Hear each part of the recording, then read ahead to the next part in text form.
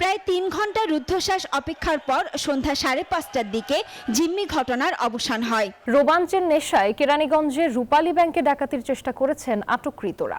এই ঘটনায় নগদ ১৮ লাখ টাকা ও ৪টি খেলনা পিস্তল উদ্ধার করা হয়েছে। তাদের আইনশৃঙ্খলা রক্ষাকারী বাহিনীর হেফাজতে নেওয়া হয়েছে।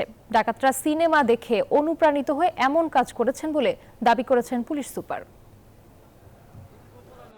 ঘটনার শুরু বৃহস্পতিবার দুপুরের পর কেরানীগঞ্জে রূপালী ব্যাংকের জিঞ্জিরা শাখার ভেতরে হঠাৎই ঢুকে পড়ে একদল ডাকাত। অস্ত্রের মুখে ব্যাংকটির কর্মকর্তা কর্মচারীদের জিম্মি করে নগদ ১৫ লাখ টাকা মুক্তিপণ দাবি করেন তারা। শোরগোল পড়ে যায় চারদিকে। স্থানীয় জনতা ব্যাংকের দরজা বন্ধ করে দিয়ে আইন শৃঙ্খলা রক্ষাকারী বাহিনীকে খবর দিলে উপস্থিত হয় পুলিশ, র্যাবের একাধিক টিম। ঘটনাস্থলে যায় সেনাবাহিনীও। আমরা এখানে আসলাম, আসার পর দেখলাম যে তালা মারানো আছে। তখন আমরা ওসিরে ফোন দেওয়ার সাথে সাথে এখানে চলে আসছে। পুলিশের সাথে কথা বলছে, আইন শৃঙ্খলা রক্ষাকারী বাহিনীর সাথে কথা বলছে।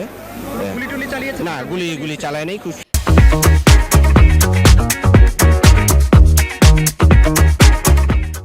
প্রায় ৩ ঘন্টা রুদ্ধশ্বাস অপেক্ষার পর সন্ধ্যা ৫:৩০টার দিকে জিম্মি ঘটনার অবসান হয়। পুলিশ জানিয়েছে ৩ ডাকাত যৌথ বাহিনীর কাছে আত্মসমর্পণ করেছে।